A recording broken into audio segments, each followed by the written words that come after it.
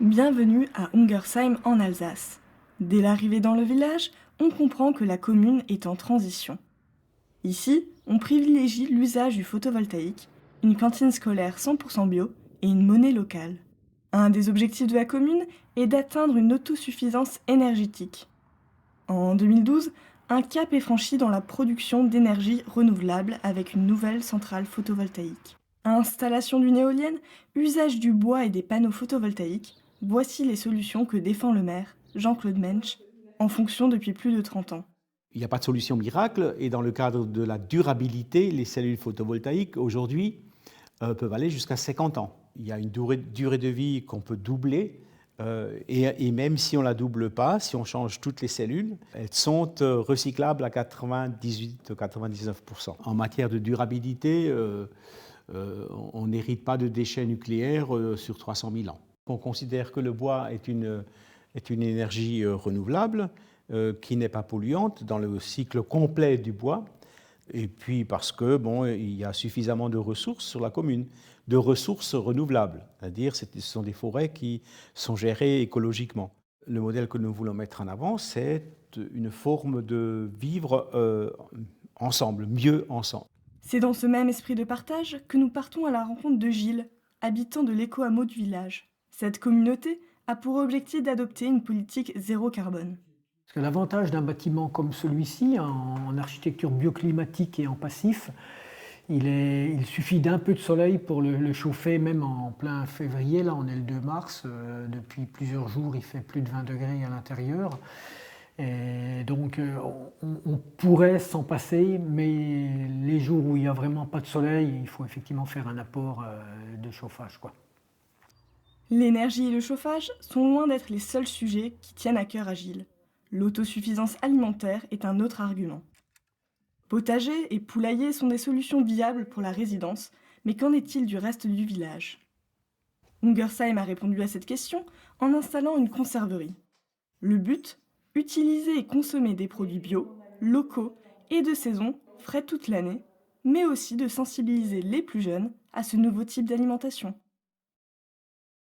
Il est très important de sensibiliser les enfants à une nourriture saine et biologique, voire de consommer aussi moins de viande. Et on a constaté aussi que c'était un très bon vecteur, puisqu'ils vont raconter à leurs parents qu'ils mangent bio, que c'est bon. Il n'y a pas que le bio qui est promu à Ungersheim. En effet, la question de la consommation de viande est au cœur du sujet de la transition écologique du village. Ici, c'est la ferme Tsumburaichla qui met en place un système autosuffisant et zéro gaspille. Alors moi, personnellement, je suis pas fermée à l'idée du bio, pas fermée à l'idée d'être végétarien ou même vegan. Ce sont des convictions personnelles. Donc moi, je pense que manger local reste essentiel, que ce soit en fruits et légumes ou en viande. Je pense qu'il faut faut consommer ce que la nature nous donne au moment où elle nous le donne, quoi. Voilà. La première chose, c'est d'être 100% autonome au niveau de l'alimentation des animaux. Ça, c'est un gage pour nous quand même de qualité. On sait que tout ce que nos animaux mangent, on l'a produit, on sait ce qu'il y a dedans. Donc après, nous, ce qu'on fait, c'est qu'on propose toutes les semaines de la viande fraîche et ce qui n'est pas vendu en tant que tel est transformé, donc c'est-à-dire est cuit, donc comme en Fleischnacker. Donc ça, c'est par exemple ce que vous voyez là. Ce sont des produits qu'on fait sur l'exploitation. Je pense qu'on a notre carte à jouer par rapport aux grandes surfaces. Au supermarché, c'est la facilité puisque du coup, on peut tout acheter. Après, aujourd'hui, je remarque qu'on a quand même de plus en plus de gens qui reviennent vers savoir ce qu'on mange, quitte à manger moins, mais mieux. Donc, j'espère que notre système est l'avenir. Les mesures à Ungersheim sont très variées et parfois en fracture avec notre temps. Le radis est la monnaie courante dans le village. Son utilisation permet des promotions. Les enfants, quant à eux, ne vont pas à l'école en voiture, mais bel et bien en calèche. Mais que pensent les habitants de ces mesures, parfois en coupure avec la société actuelle? Je pense qu'il y a une majorité du village qui est là parce qu'il admire et il est dans la philosophie de la démarche qu'on a à Ungersheim. Après, c'est sûr que elle est suffisante et je pense qu'elle peut être exemple et modèle pour beaucoup de communes, quoi. Et pour ce qui est de la commune, il y a aussi un secteur qui, à mon avis, aurait besoin, mais c'est de sensibiliser les citoyens par rapport au transport, par exemple. Alors que des habitants comme Gilles et Florine adhèrent avec l'ensemble des mesures prises dans le village, certains gardent un esprit plus critique.